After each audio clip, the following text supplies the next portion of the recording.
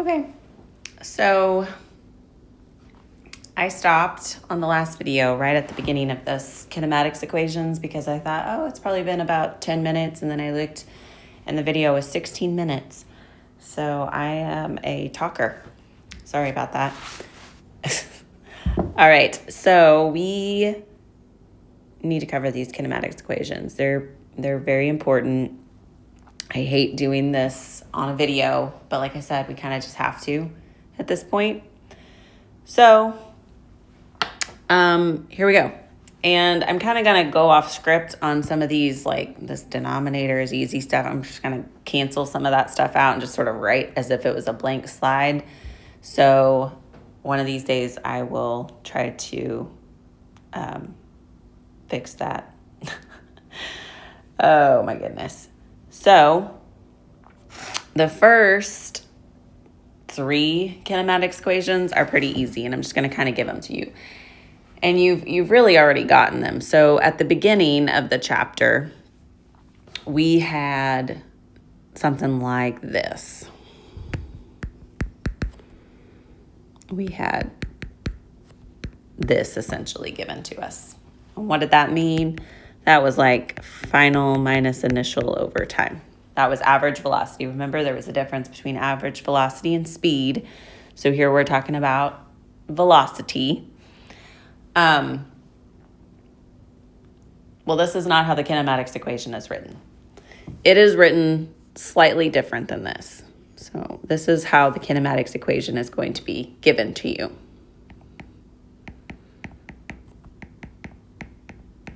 All right, it's the same equation. It's just been rearranged.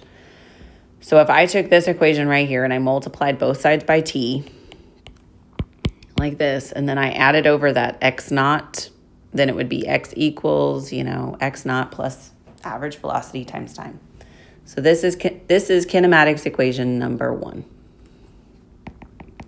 And to be honest, they're not numbered like in a book or anything, but a lot of times I do number them, and then my students refer to it like as, oh, kinematics number 4. And it kind of helps because everybody kind of knows the order. All right, so that is the first one. And then another one that we were already given, I believe we were given it. Yes, we were. Was like this. So we had acceleration was equal to the change of velocity over time. We were given that back in slide 24, it looks like. And so that is essentially the same thing. It's just saying final minus initial over time. We're just talking about velocity and supposition. So the kinematics equation is this. This is kinematics equation number 2. And then third, I'm going to go ahead and give you the third one on this slide. I know that you guys are probably running out of a little bit of room because you don't have as much space. You're just going to have to write in the margins and stuff on this. But kinematics equation number 3 is needed to find the equation 4 and 5. So it is this. Say we didn't have time. We didn't have position, but say that we just had like an initial velocity and we had a final velocity. Well, you could essentially add those two together and divide by 2. And that would give you the average velocity. So that right there, there's no need to go on from there. That's number 3.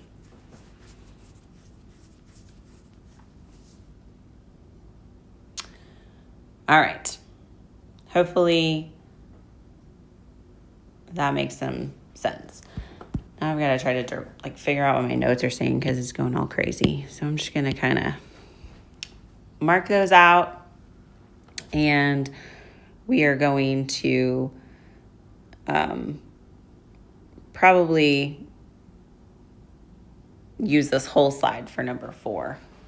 All right. So this is showing you how number 4 is derived. Do you have to know how number 4 is derived? No, not necessarily. You need to know the equation, but it's really interesting to see how these equations are made. So we've got our first one that we had. And we also are going to go through and kind of look at our third one. So what I mean by that is, remember we had this equation, right? All right.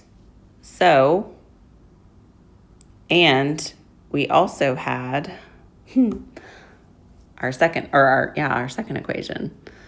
So we've got our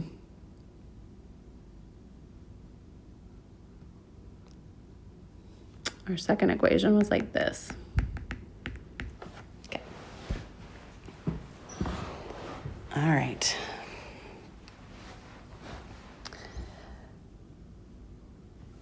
So the reason I say that is because if we take this one, which is average velocity, and we say VO plus V. Now V is this. So it's like VO plus AT divided by 2. So you guys see where I'm getting that? I plugged this in for that. Well, now we have 2 VO, because we're just adding VO plus VO, which is 2 VO plus AT divided by 2. Well, then what happens to the 2 as far as this one is concerned? Well, that would cancel that 2 out. But then you would have it on this portion as well. So it would end up looking like this. VO plus 1/2 AT. All right. So now you're going to go, you're like, oh my gosh, what is this? So now you're going to go back to this first one. As x equals x naught plus average velocity times time. So x equals x naught, and we just broke down that average velocity to be this. So we have VO plus 1/2 AT times T. Well, now if you distribute that out like this, then you would end up with x naught plus VOT plus 1/2 AT squared. And if you've ever had physics before, then you probably remember that equation. That is kinematics equation number 4. All right, so that's the fourth one. And I'll give you guys a little bit of time to just kind of process that. But to be honest, again, you don't really know how to derive it. You need to know that is how it's derived. It didn't just come out of thin air, and we use it a lot. We use that equation a lot. All right, so now we've got our fifth one. Hopefully you have this space still. And this is another one that we're just kind of taking a lot of equations and putting them all together to make one. So we've got V equals V naught plus AT. And if I rearrange that to solve for time, remember this was kinematics equation number 2. And if I rearrange that and solve for time, then I have velocity minus initial velocity over acceleration. All right, so we're going to hold on to that and use it here in a little bit. And then we remember too that we had average velocity was equal to initial plus final divided by 2. So this was like kinematics number 2, number 3, and of course number 1 again. So I'm kind of going all over the place. But if I take this number 1 and I say x naught plus, now my average velocity, remember, I have up here as kinematics equation number 3. So I'm going to say VO plus V over 2 times my time, which remember I did this, which is V minus V naught over A. All right, so now I've got some lovely algebra, I guess, to do. So I've got this essentially, X equals X naught plus, I'm going to put it like this so you can kind of see it a little bit clearer. All right, well, you got this 2 and this A in the denominator. So that's probably what it was saying over here about the denominator. Well, what I'm going to do is I'm going to multiply that over to the other side. Okay, well, I can. Maybe I won't yet. So, but it'd probably be easier too. So I could multiply 2A over to the other side like this. And I'm going to go ahead and subtract that X naught over. So it's like this. It's 2A times the change of X. And you're like, whoa, what'd you do there? Well, X minus X naught, if I take that X naught and subtract it over, is going to be the change of X. And that's how it's written in the equation, just FYI. So that's equal to now VO plus V times V minus VO. Well, now you've got like a FOIL situation, right? You're going to do like that, and that, and that, and that, all that stuff. Well, when you do that, you get like VOV minus VO squared. And then what do you have? You have plus V squared minus VOV. All right, if you FOIL that out, that's what it should look like. Well, look, you've got a positive VOV and a negative VOV. So what's going to happen to those? They're out of there. So then you have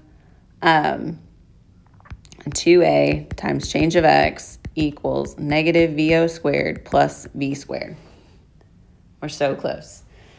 That is not the way it's written, but that is essentially the equation. So the equation is written like this. V squared equals V naught squared plus 2A times change of X. And this is kinematics equation number 5. So what did I do? I added that over, right? That's all I did. So over here, our 5 kinematics equations. What are they? We're literally just rewriting them now so that you have it a little bit clearer. So we've got our position one that finds our average velocity. Have our velocity that finds average acceleration. There's not a line over it though. You have average velocity that does not include time, but it's used in finding our other kinematics equations quite a bit. Our 4th one that is like this. And that is using acceleration and time and initial position. So a lot of things are going in that one. And then we have our final one, which is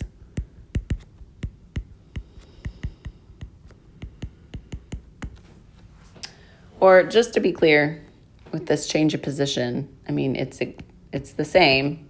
It's just, remember it's like that.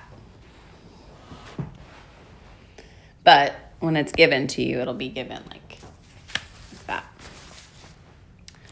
So why do we need these? Well, because we have a lot of examples that we're going to do.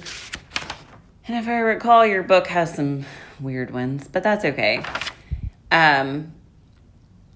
But at the beginning here, after these equations, we are going to do quite a few examples, and a lot of your homework questions are going to involve just practicing these equations. And you might think, well, that's easy.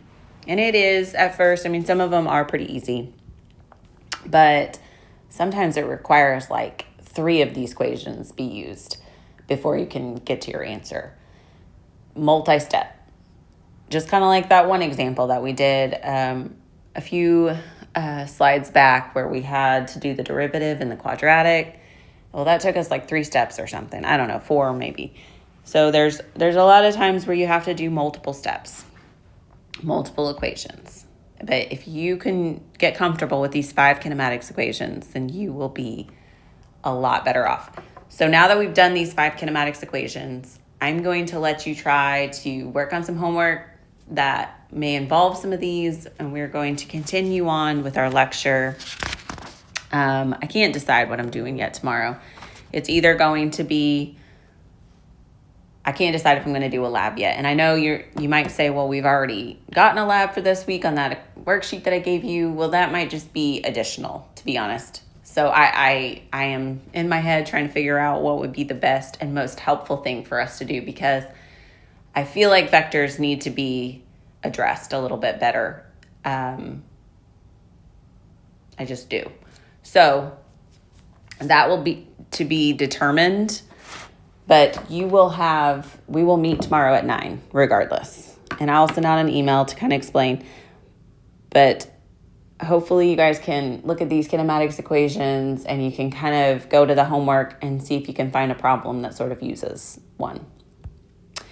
And we will continue to do examples, if not tomorrow, then on Friday for sure. All right, I hope to see you guys soon.